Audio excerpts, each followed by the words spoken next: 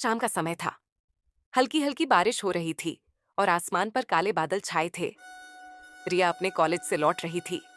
रास्ते में उसकी स्कूटी अचानक बंद हो गई। चारों तरफ सन्नाटा था, सड़क सुनसान थी और पास में सिर्फ एक पुराना जर्जर होटल नजर आ रहा था, होटल शांति निवास। रिया को कोई और विकल्प नहीं दिखा। उसने डरते हुए होटल में प्रवेश किया। दरवाजा कर्क कर्क की आवाज करते हुए खुला। अंदर एक पुराना सा रिसेप्शन काउंटर था, जिस पर एक अजीब सा दिखने वाला बूढ़ा आदमी बैठा था। पीला चेहरा, गहरी आंखें और सूखी आवाज। बेटी, कमरा चाहिए? उसने कहा। रिया ने हिचकिचाते हुए कहा, हाँ, रात भर रुकना है, सुबह चली जाऊंगी। बूढ़ा मुस्कुराया, एक अजीब डरावनी मुस्कान। ऊपर आखिरी कमरा, नंबर 13, वहीं ठहर जा। उसने उसे एक पुरानी चाबी दी। सीढ़ियां और अंधेरी और चीखती हुई थी। जैसे जैसे रिया ऊपर जा रही थी, ऐसा लग रहा था मानो हर कदम पर कोई उसे देख रहा हो। कमरा नंबर 13 पर पहुंचते ही उसने देखा कि दरवाजे पर हल्के खून जैसे धब्बे हैं। उसने घबराते हुए चाबी डाली और दरवाजा खोला।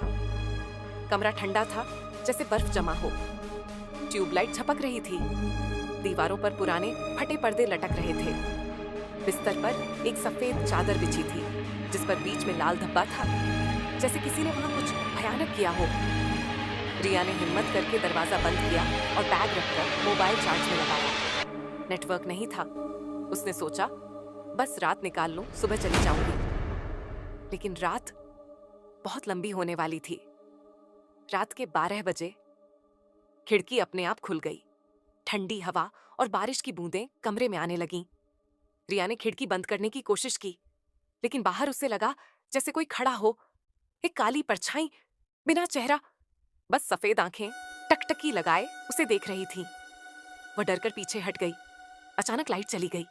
पूरा कमरा अंधेरे में डूब गया। बाहर से एक अजीब सी आवाज आई, वो आ गई, वो आ गई। धीरे धीरे ये आवाज दीवारों के अंदर से, फिर छत से और फिर बिस्तर के नीचे से आने लगी। रिया ने टॉर्च ऑन की। उसने फर्श पर देखा। वहां किसी के गीले पैरों के निशान थे, जो बाथरूम से निकलकर बिस्तर की तरफ जा रहे थे। लेकिन कमरा बंद था, अंदर कोई और नहीं। अचानक बाथरूम का दरवाजा धड़ाम से बंद हो गया। अंदर से टपकते पानी की आवाज आ रही थी। टप टप टप। रिया ने हिम्मत करके बाथरूम का दरवाजा खोला। अंदर आईने पर खून से लिखा था, तुम्हारी बारी है। उसका दिल तेजी से धड़कने लगा। वह बाहर भागी, लेकिन कमरे का दरवाजा बाहर से बंद था। उसने चीखकर दरवाजा पीटना शुरू किया, लेकिन किसी ने नहीं सुना।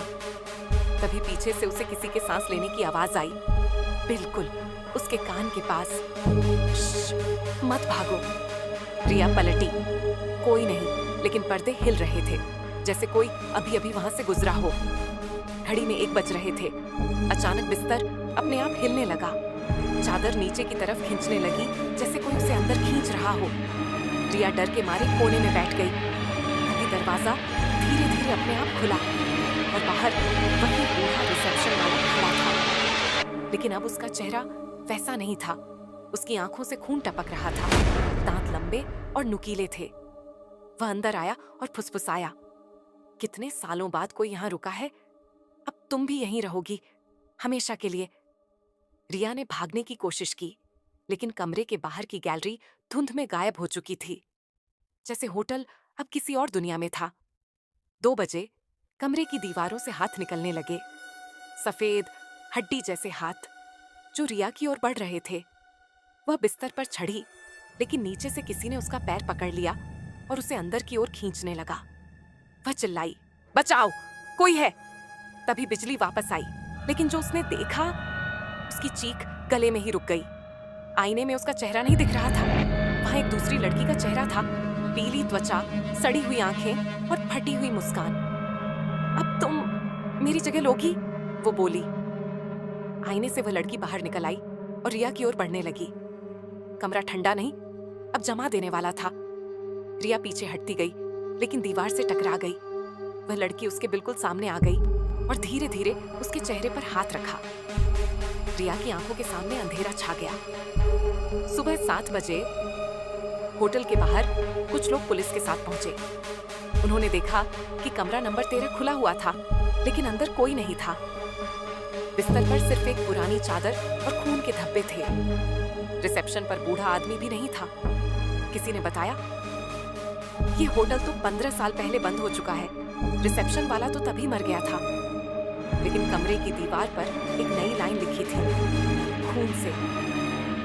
एक और आत्मा मिल गई।